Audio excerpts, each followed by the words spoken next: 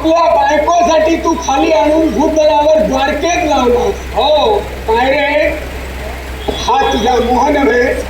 एवढंच नव्हे, अरे एका बायकोसाठी केलं, सत्यभामेसाठी केलंस, पण त्याचा फायदा झाला रुक्मिणीला. कारण पारिजातकाचं झाड आणून लावलं ते सत्यभामेच्या दारात आणि फुलं पडायला लागली ती रुक्मिणीच्या अंगणात. म्हणजे याला काय म्हणतात, एकेच्या दारी झाडाचं खोड, आणि दुसरीच्या दारी हसरी फुलं गोड. देवा, अरे बायकोत सुद्धा असा जर तू भेदभाव करत असशील तर तुझ्यात मी सामावलंय हे कसं काय तू मान्य करतोय? हे बलिदेव, तुझं अस्तित्व मला नाकारायचं नाही. या द्वापर युगात बाललीला करत असताना या कृष्णानं चोरी केली. तारुण्य अवस्थेत 16,108 स्त्रियांचा विवाह केला. त्यांच्या समवेत सुखाचा संसार करण्यासाठी प्रत्येकीचे लाड रडिवाळीत पुरविले.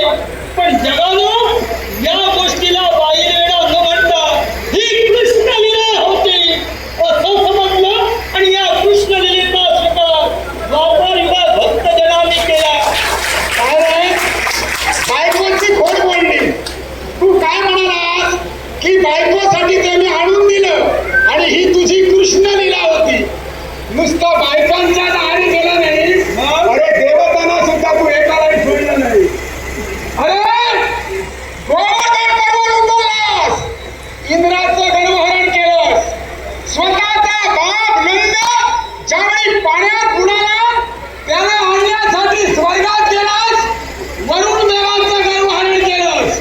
अरे स्वतःचा गुरु सांदीपनी ऋषी याचा पुत्र जिवंत करून दिलास, यमाचं गणहरण केलंस. अरे किती उदाहरणं सांगू देवा. या भूतलावर मानवी अवतार धारण करत असताना तू जर एकालाही सोडलं नसशील, मला दोष देण्याचा तुलाही अधिकार नाही. बलिदेव, मी तुला दोष देतच नाही रे. फक्त मला तुला एकच सांगायचं आहे, गोवर्धन पर्वताची पूजा या माझ्या गोकुळवासियांना मी का करायला लावली?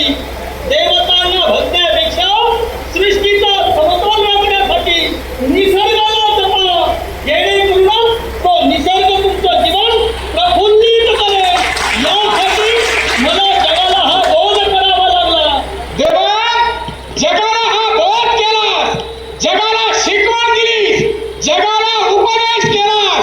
पण देवा, मी हे जाणतोय, अरे जी गीता तू अर्जुनाला सांगितलीस ही भगवद्गीता म्हणजे सामान्य भाती.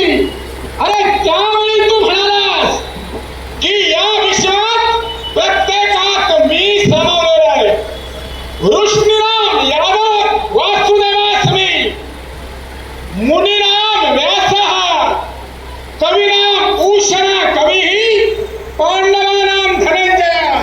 देवा, अरे या विश्वात वृष्णी यादवात वासुदेव मी आहे, या पांडवात अर्जुन म्हणजे मी आहे,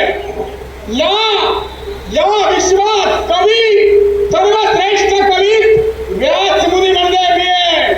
आणि एवढेच नव्हे तर तत्वज्ञानात उषणा कवी मी आहे. देवा, तू हे म्हणालास, देवता इंद्र म्हणजे मी आहे, सर्पात वासुकी म्हणजे मी आहे, ऋषीत वसिष्ठ म्हणजे मी आहे, वृक्षात पिंपळ म्हणजे मी आहे. सगळ्यात तू आहेस. आणि शेवटी काय म्हणाला, कलह रूपात वावरणारा जुगार सुद्धा मी आहे. मग मला सांग, जुगार जर तू असशील तर तुझ्यातही मी